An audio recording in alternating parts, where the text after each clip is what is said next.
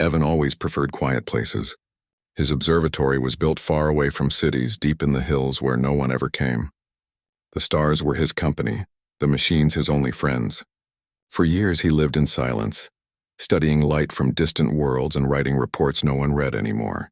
Earth had joined the Galactic Union decades ago, but humans were still treated like children, good at simple things, unimportant in the grand design of the galaxy. When the Union sent him an alien Maid for assistance and emotional support, Evan thought it was a joke. He didn't need anyone. He didn't want anyone. But the message was clear. All Earth workers stationed in isolated research zones must be assigned a caretaker for mental stability. Her name was Rin, and she arrived one rainy evening in a silver transport pod that hummed like music. She was unlike anything he'd ever seen. Her skin shimmered faintly like moonlight, and her eyes were large and soft, glowing a gentle blue. Her voice was calm, melodic, and every movement she made was smooth, almost too graceful for this world. Evan didn't talk much during her first days. He gave short instructions, kept his distance, and focused on his telescope. Rin, on the other hand, moved quietly around him, dusting consoles, cooking small meals, organizing his notes, even adjusting his chair when he forgot to rest. She seemed to know his habits better than he did, but there was something strange about her silence. It wasn't just politeness. It was weight, as if she carried a secret too heavy to share. Weeks passed and life fell into a rhythm. Evan worked long nights scanning the sky for signals, and Rin drifted through the observatory like a soft shadow. She spoke little, ate less, and slept even less. Sometimes he caught her staring at the sky through the dome window, whispering something in a language he couldn't understand. He thought it was curiosity, an alien fascination with human stars. He was wrong. That night everything changed. It was close to midnight. The observatory was cold and quiet, the air filled with the hum of machines. Evan sat at his desk, watching the monitors that recorded sky activity. One of the side cameras displayed a faint reflection of the room behind him, just enough for him to see if anyone entered. He was half asleep when movement caught his eye. On the screen, he saw Rin standing just behind him, motionless. Her eyes were fixed on his hands, or maybe on the screen, he couldn't tell. She didn't speak. She didn't move. A cold shiver ran down his spine. "Rin," he said, turning in his chair. She froze like a startled animal. Her eyes widened, and for a second she looked afraid. Really afraid, like she had been caught doing something she wasn't supposed to. "Were you watching me?"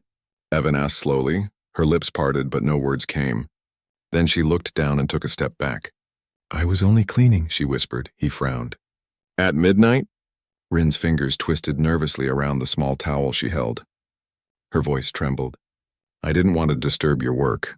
Evan didn't know what to say.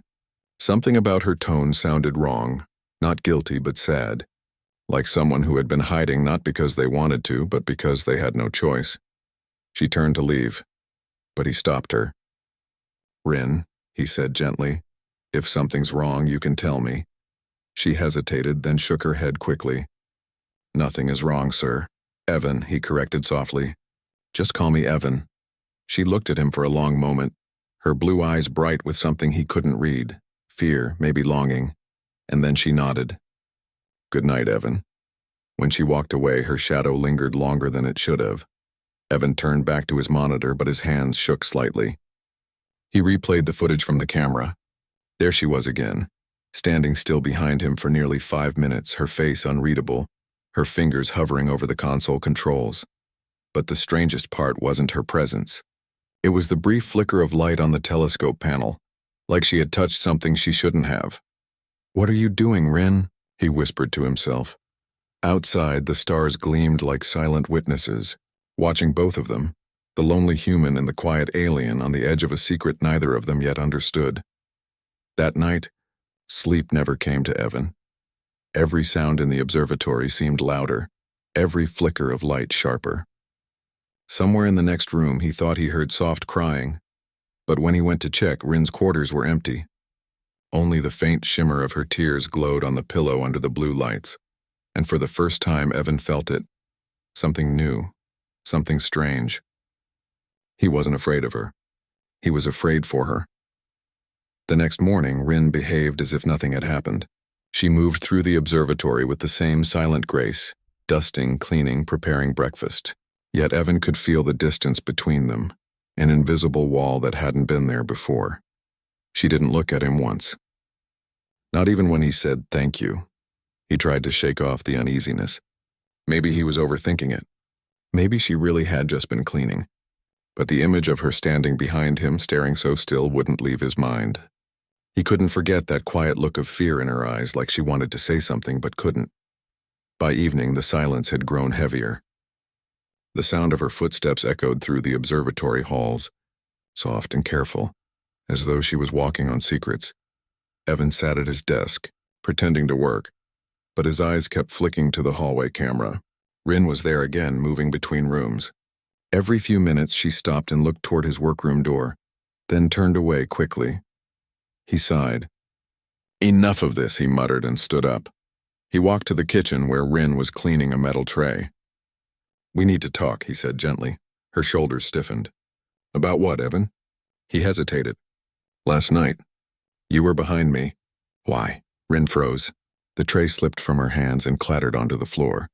For a moment, her silver skin flickered faintly, as if her emotions made her glow weaker. She knelt to pick it up, keeping her face down. "It was nothing," she whispered. "Rin," he said softly, crouching beside her. "I'm not angry. I just want to understand." Her voice broke as she spoke. "You wouldn't understand. You are human. Then help me understand." She lifted her head slowly, her eyes bright with unshed tears. "I was searching," she said finally. "Searching? For what?" She took a deep breath, her hands trembling. "For home." Evan blinked. "Home?" She nodded, looking away. "The Vehlari, my people. I haven't heard from them since I was sent here. We're not allowed to contact anyone outside our assigned sector. But your observatory, it connects to deep space frequencies. I thought maybe—" Her voice trembled. "Maybe I could find a signal. Just one sign they're still out there." Evan's heart softened instantly. "Rin, you could have told me." She gave a small, sad smile. "No, you don't understand how it works. The Union monitors everything. If they see I used your systems, they'll erase my record. I will be gone." "Gone? You mean terminated?" She shook her head.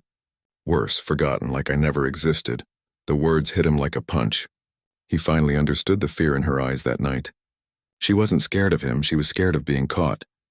"Rin," he said quietly, "you're not a machine. You have a right to miss your home." She gave a small, bitter laugh. "Machines don't cry, Evan.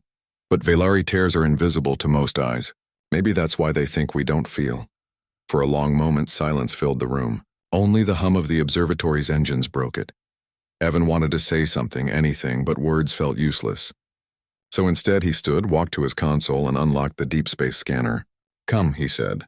"If you want to look for your people, we'll look together." Rin froze. "You would risk that?" He nodded. "You're not alone anymore."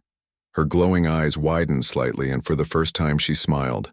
A small, trembling smile filled with disbelief. "Humans are strange," she murmured. "Maybe," he said softly, "but we're loyal." That night they worked side by side. She showed him strange coordinates written in looping Vehlari symbols. Together, they aimed the telescope toward the dark edges of space. They sat in silence as lights flickered across the screen, tiny signals lost in the cosmic sea. Sometimes Rin leaned close to the monitor, whispering softly in her language as if speaking to the stars themselves. Hours passed. Nothing clear came through, but then a faint rhythm appeared, a signal too weak for normal detection. Rin gasped. "That's it.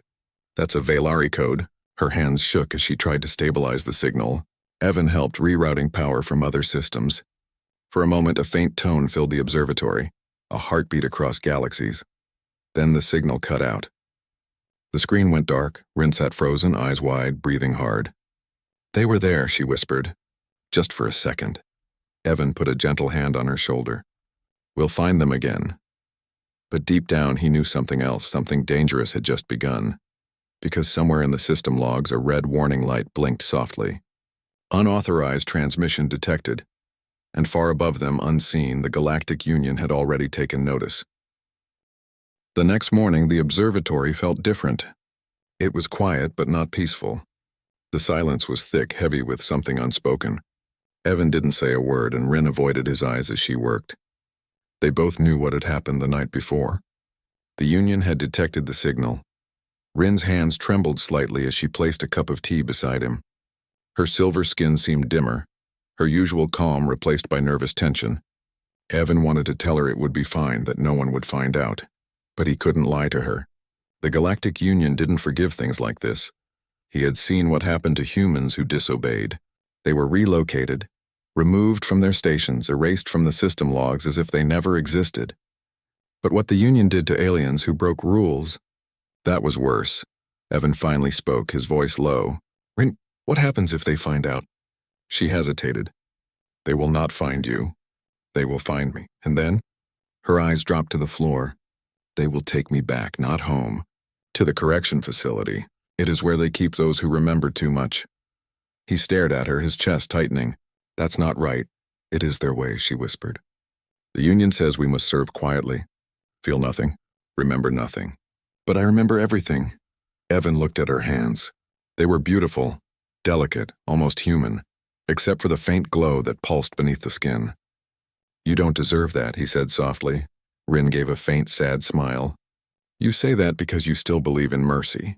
Out there, mercy is weakness. Evan turned away, staring at the monitors. Then I guess I'll be weak. Her head lifted slightly. You would risk yourself for me? He nodded slowly. Yes, for a long moment neither spoke. The hum of machines filled the space between them, steady like a heartbeat. That night they stayed up again, scanning the stars. Evan tried to focus on the data, but his mind kept drifting to her. Every time she leaned closer to the telescope's screen, her silver skin reflected the light like soft water. Every time she whispered coordinates, her voice carried warmth, gentle and lonely. When she smiled faintly at a flicker of light, it wasn't just joy he saw, it was hope, and hope, he realized, was dangerous. Halfway through the night, an alert sound pierced the silence. The main console flashed red. Evan's stomach dropped when he read the message. Unauthorized access detected. Galactic Union enforcement en route. Rin froze. No, this cannot be. Her voice shook as she read the code again. They traced it. They found the frequency. Evan stood up fast. How long until they arrive? Minutes, she whispered. Maybe less. Panic surged in his chest. Can we hide you? Shut down the systems? She shook her head quickly. They will scan every room. There is no place they cannot see. Then run, he said. Take the underground tunnel. It leads to the cargo outpost 2 kilometers south. You can hide there. Rin looked at him in disbelief. You would help me escape? Evan stepped closer. I won't let them take you. She blinked rapidly, her expression breaking between fear and something else, something tender.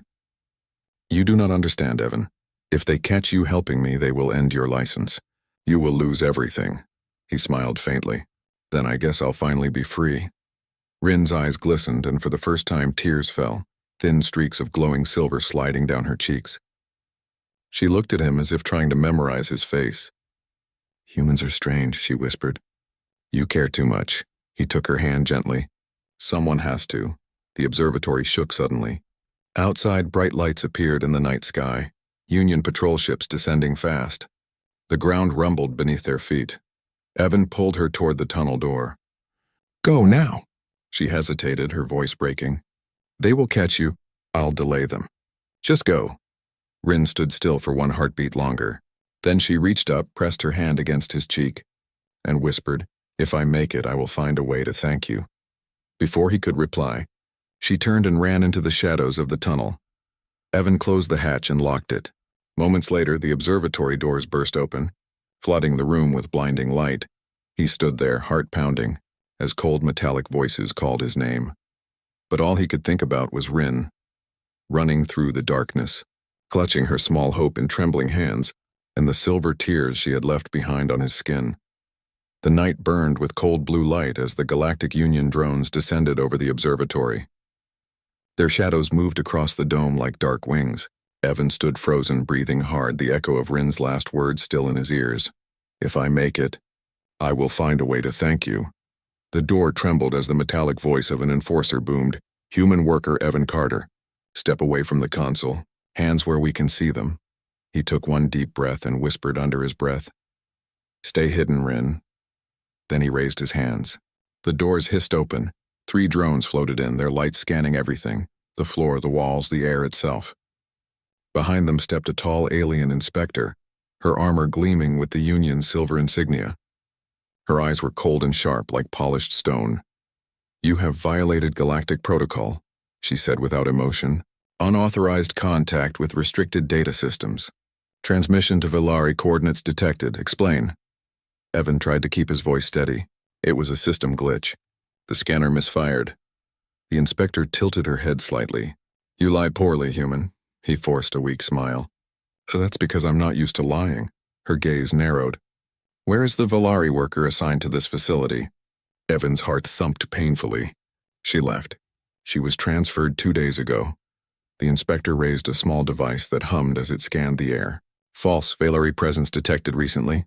"She is here, or was." Evan took a step forward. "She's gone. You're wasting your time." The inspector's expression didn't change. "Do not interfere, human. You cannot protect her." He clenched his fists. "I'm not protecting anyone. I'm just telling the truth." But deep down he knew they didn't care about truth. The Union only cared about control. The drones spread out, scanning every corner. One of them hovered over the tunnel hatch. Evan's stomach dropped. He forced himself to speak quickly, trying to distract them. "Look," he said, pointing to the monitors. "You see those readings? That's the source of your problem. The system's been unstable for weeks." The inspector turned her gaze toward the screens. Evan moved carefully between her and the tunnel door. If they found it, Rin would have no chance. After a moment, the inspector frowned. "Perhaps you are correct. We will take your system for examination. You are confined to this station until the investigation concludes." Evan tried to stay calm. Understood. But as the drones moved to disconnect his data drives, one of them paused mid-air. It emitted a sharp chirp, scanning the floor near the hatch.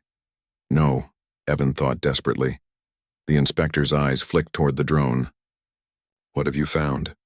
The machine projected a small holographic map, showing heat traces. "Rins." The inspector's voice grew colder. "Unauthorized life signature detected below ground level." Evan's breath caught. "That's just old machinery. The tunnel leads to—" "Silence," she motioned toward the hatch. "Open it." The drones began to move. Evan's heart raced. He knew he had only seconds. Without thinking, he grabbed the console and slammed the emergency lockdown. The observatory lights went red. Metal barriers sealed the doors, trapping everyone inside. The inspector snarled, "What have you done?" Evan shouted over the alarms, "Bought her time." One of the drones fired a stun bolt, striking him in the shoulder. Pain shot through his body, but he forced himself to stay standing. "You'll never find her!" he shouted. The inspector stepped closer, her eyes filled with cold fury. "You would risk your life for a servant?" "She's not my servant," he growled. "She's my friend." The drone surged forward, pinning him against the console. Sparks flew as they tried to override the system, but Evan smiled weakly through the pain. "Go on," he whispered. "Search all you want." "She's already gone." Outside, above the storm of blue lights, a faint streak shot through the sky. A small pod-breaking atmosphere, heading toward the stars. The inspector noticed the trail and barked an order.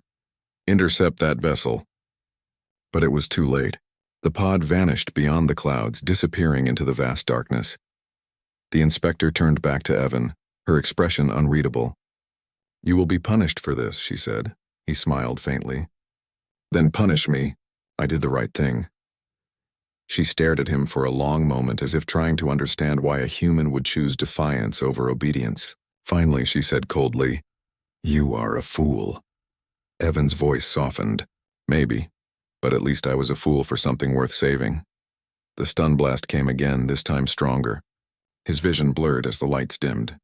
The last thing he saw before darkness took him was the empty sky on his monitor, and a faint flicker on the screen. A single pulse of light sent from somewhere far away. He smiled weakly. "You made it." "Rin." Then everything went black. When Evan opened his eyes, everything was quiet. Too quiet. The world around him blurred for a moment, the air thick with the smell of burnt metal and medicine. He was lying on a cold bed in the Union infirmary, a faint blue light glowing above him. His shoulder still burned where the stun bolt had struck, and every breath felt heavy. He tried to move, but metal cuffs locked his wrist to the bed. A soft mechanical voice broke the silence. Human worker Evan Carter, you are under investigation for aiding a fugitive Velari. Remain still. He turned his head weakly toward the corner where a floating drone hovered. Where am I? He asked, his voice cracked and dry. You are in Detention Bay 17, the drone replied. Awaiting judgment, Evan closed his eyes. So they had caught him after all. But what about her? What about Rin? Was she safe? He remembered the last thing he'd seen. A silver streak flying through the dark sky, vanishing among the stars. That image gave him the smallest spark of hope. Maybe she'd made it. Maybe she'd escaped. Hours passed. No one spoke to him. The drones floated silently, watching. He drifted in and out of sleep until the door finally opened. A familiar figure entered, the same inspector from before, tall and cold as ever. Her armor reflected the light like glass. She walked toward him slowly, her eyes sharp and emotionless. You are lucky, human, she said calmly. The council debated whether to erase your record. They decided instead to exile you from all Union projects. Your access is revoked. You will be returned to Earth. Evan's throat tightened. And Rin? The inspector's gaze didn't change. The Velari worker is missing. Her ship's signal was lost beyond our tracking range. If she is alive, she is an outlaw. If not, she is forgotten. He swallowed hard. Then I guess she's free. The inspector frowned slightly. You risked your life, your career, and your future for her. Why? Evan looked up at her with tired eyes. Because she wasn't a worker. She was a person. Maybe you can't see that, but I did. Something flickered in the alien's expression, but it vanished quickly. You humans, she said softly, always confuse emotion with strength. He gave a faint smile. Maybe that's what makes us different. 2 drones detached his cuffs. You will be escorted to your ship in 1 hour, the inspector said. After that, you are forbidden from re-entering any galactic sector. Evan sat up slowly, his body aching. If you ever find her, he said, tell her I don't regret it. The inspector didn't respond. She turned and walked out, her silver cloak brushing against the floor like a whisper. When the door closed, Evan sat still for a long time.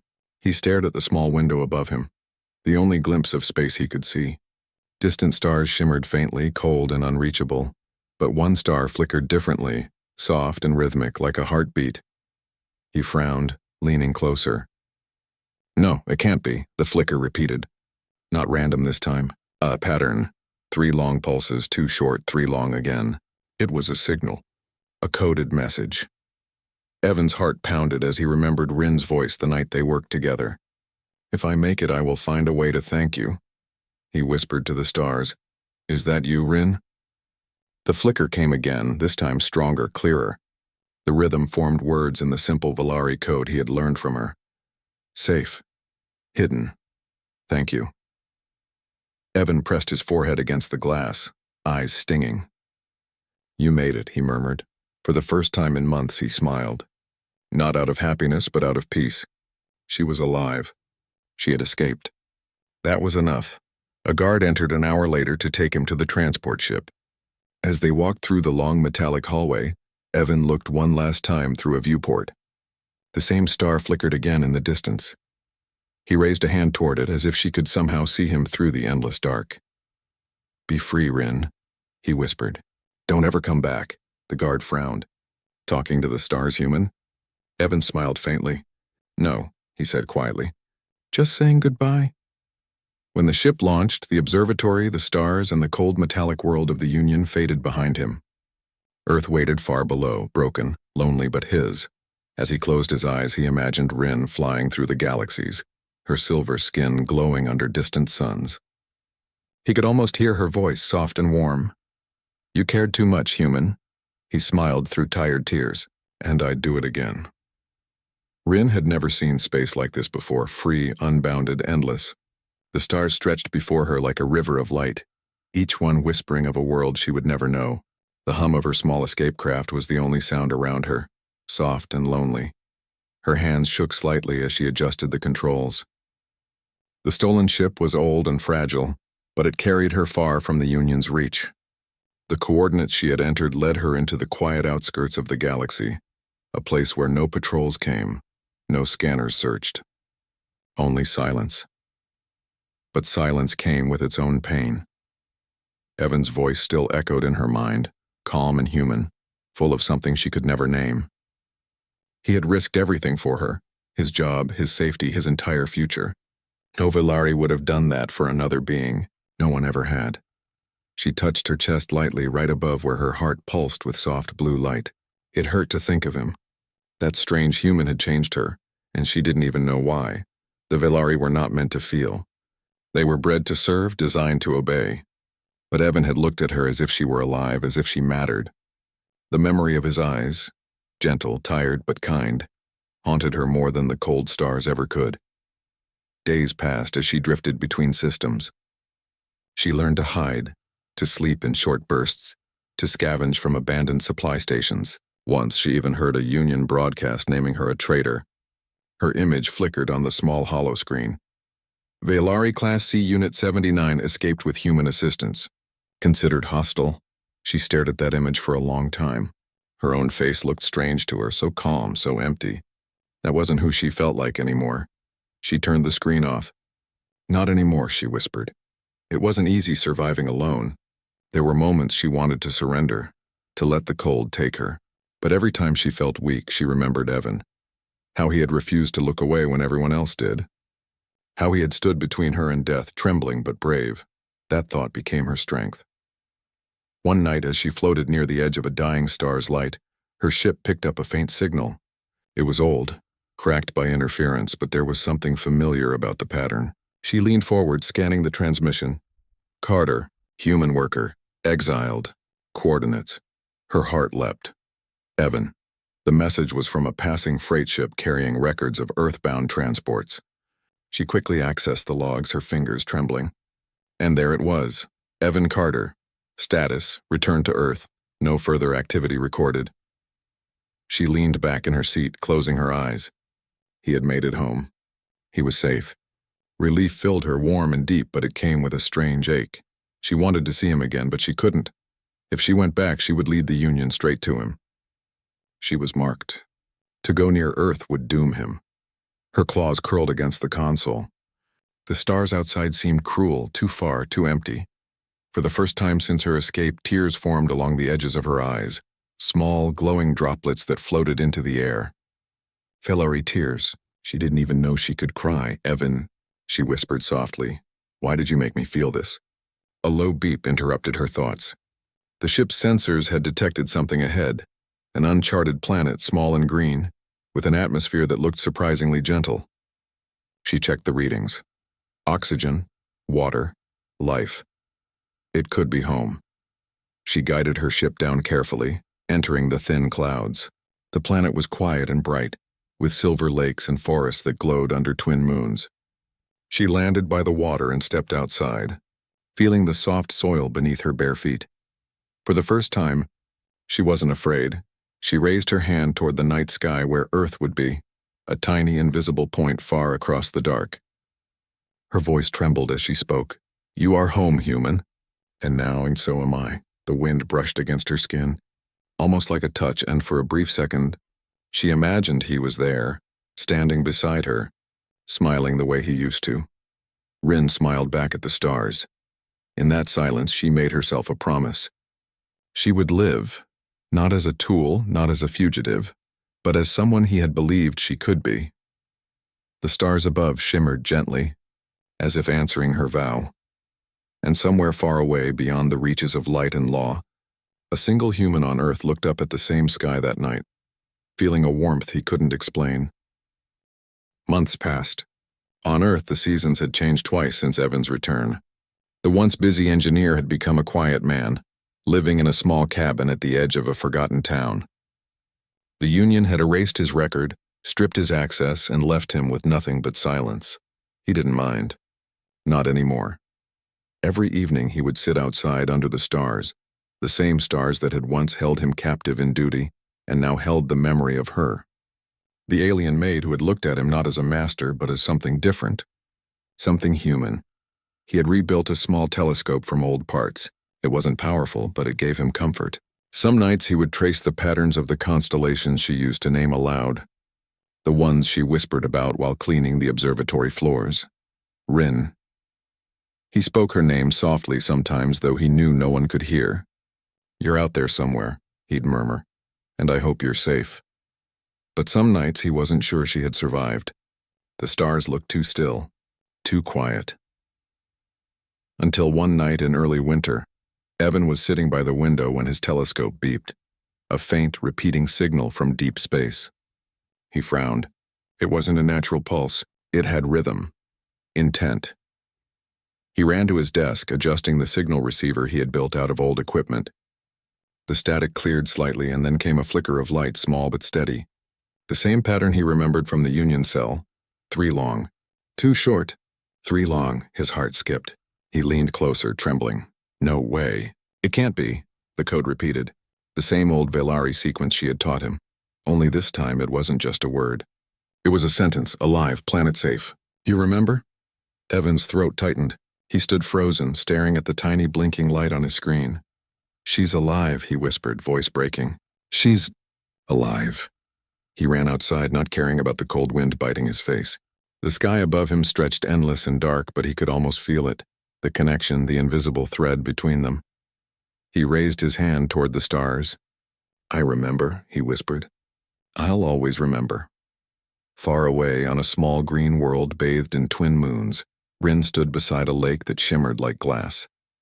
She had built a small shelter, simple but peaceful, and learned to live from the world around her. The air was soft, the nights quiet, and above her the stars looked brighter than ever. She had sent the message days ago, unsure if it would ever reach him. She didn't expect an answer. Humans didn't have the kind of range the Union did. But still, hope was a strange thing. It made her try anyway. She lifted her small receiver to the sky and waited. Minutes passed. Then faintly the machine blinked. 3 short. 2 long, 3 short. Her heart froze. That was his code. The same rhythm he had once tapped on the lab console to tell her he was nearby.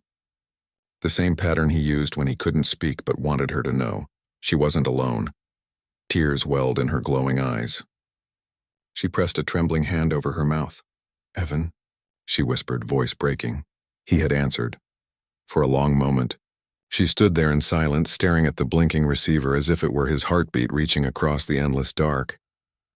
Then she sat by the water, watching the twin reflections of the moons. Her reflection shimmered next to theirs, no longer the empty servant she once was. There was warmth now, and peace, and something human in her expression. She smiled faintly. "You remember me," she said softly. "That's enough." The wind brushed her hair gently. She closed her eyes and let the night carry her words as if the universe itself could listen. "Thank you for seeing me." On Earth, Evan stayed outside long after the signal faded. He didn't need to hear her voice to understand. The message was simple. She was alive, and she was free. He smiled to himself, a quiet, genuine smile that reached his tired eyes. Sometimes, he would look at the stars and imagine her laughing somewhere under another sky, her silver skin glowing under strange suns. Maybe she had found others like her. Maybe she was building a life. But in his heart, he knew one thing. He would never forget her. She wasn't just his alien maid anymore. She was the reminder of what made humans human. Compassion, courage, and the will to care even when it hurt. And perhaps, far away, she thought the same. That night, as both their worlds turned beneath the same stars, a streak of light crossed the heavens, a falling star. Bright and silent, on one world a human made a wish. On another, an alien whispered the same one. And though light years stood between them for that single shining moment, they were together again,